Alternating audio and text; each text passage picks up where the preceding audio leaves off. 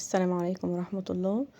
معانا شقة جديدة كده مساحتها 118 متر. حابة اوريكم التفاصيل بتاعتها والالوان. بصوا الريسبشن يعني واخد مية البنيات في الاوف وايت،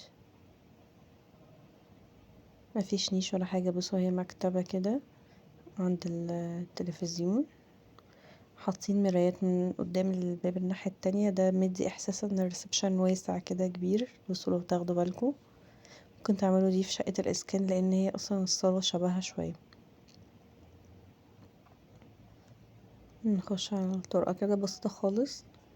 الابواب بقى هنا انا حاسة ان اللي مميز الشقة دي الابواب، بجد لطيفة. وادي الدريسنج، عملوا هنا دريسنج وبرضو ردوا فيه زي المرايات، موسع الدنيا مش مفتوح، ملموم ولمم الدنيا. دي الجزء فيه التسريحة. ادي التويلت، كابينة الشاور ما شاء الله مرتاحة برضو، وبرضو معمول جاكوزي بسم الله ما شاء الله.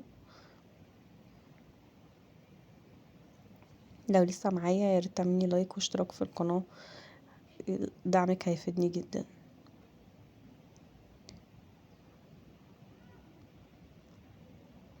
وادي كده الغرفة الماستر. بصوا هو هنا كده قدام الغرفة زي قاعدة كده صغنونة. ادي التلفزيون برضو قدام السرير، بسم الله ما شاء الله، الله اكبر.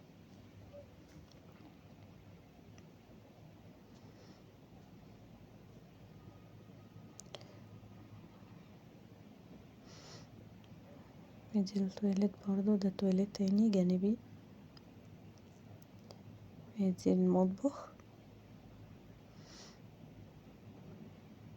كل حاجة بسيطة، مفيش بقى اللي هو ديكورات محطوطة كده وعلى الفاضي وحاجة على الرخامة.